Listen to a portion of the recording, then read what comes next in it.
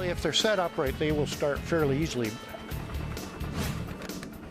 I'm a little nervous to head up to Cobble Beach. I've never been to, a show of this magnitude where, they look at everything. Every car has a story. Like the best thing ever. For some, they end up here. These are just some of the stories about those who collect and restore vehicles, giving them a renewed lease on life, so that their stories can be told right here on Radical Restoration.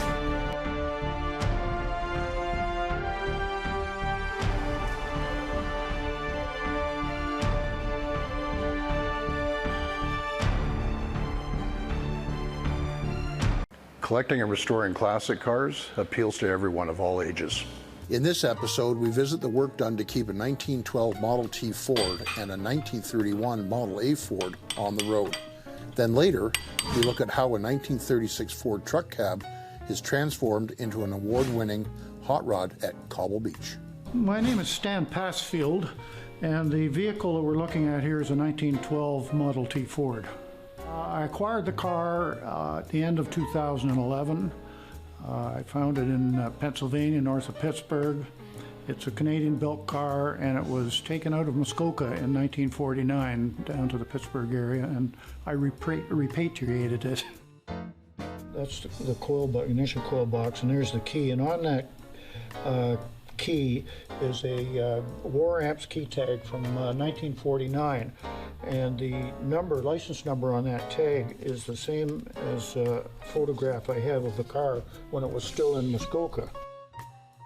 I've been working on old cars since the 1960s, and I've had quite a variety of different kinds of cars over those years, including a Stanley steam car and a McLaughlin Buick and various others. But in the mid-'80s, I got involved in the Model T Ford hobby, and Model T Fords, as cars, early cars to be driven, are among the best. They're reliable, they run well, and it's easy to see when you own them why there were so many made over so many years.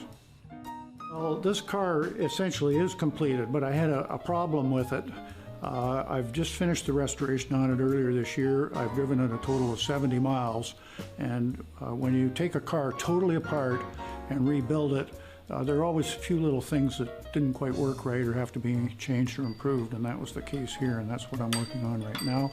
And with any luck at all, I'll be finished it this afternoon, and I may be out driving around the neighborhood. Everything you do on these cars takes longer than you think. You never know what you're going to find when you get into something like this. Now, a lot of these pictures don't really mean much to people looking at it. These are parts of the car that was under restoration. When we take pictures, that's some of the original upholstery that was in the car and the original wood framing. You can see on the original paint on the wood there, which is an indication as to overall how good this car was, considering it was over 100 years old. Now, that's some of the original upholstery that was still in the car when I got it. And it looks great there, but the problem is the leather was quite dry, and if you had tried to use that, in a few years it would crack and begin to look pretty shabby. So I opted to replace the original leather with fresh upholstery, which is identical. The upholsterer used this to duplicate what's in the car. Beautiful.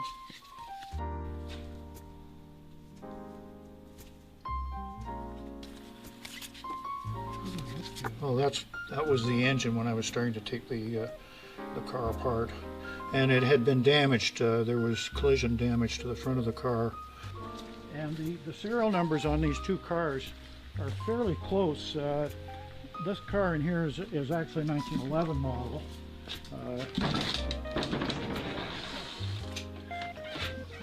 Open the door.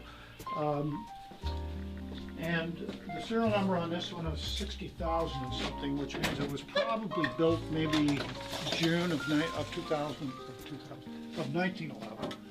The other car, the serial number is 87,000, and it would have been built in December 2011. But Ford at that time changed their model year before the calendar year.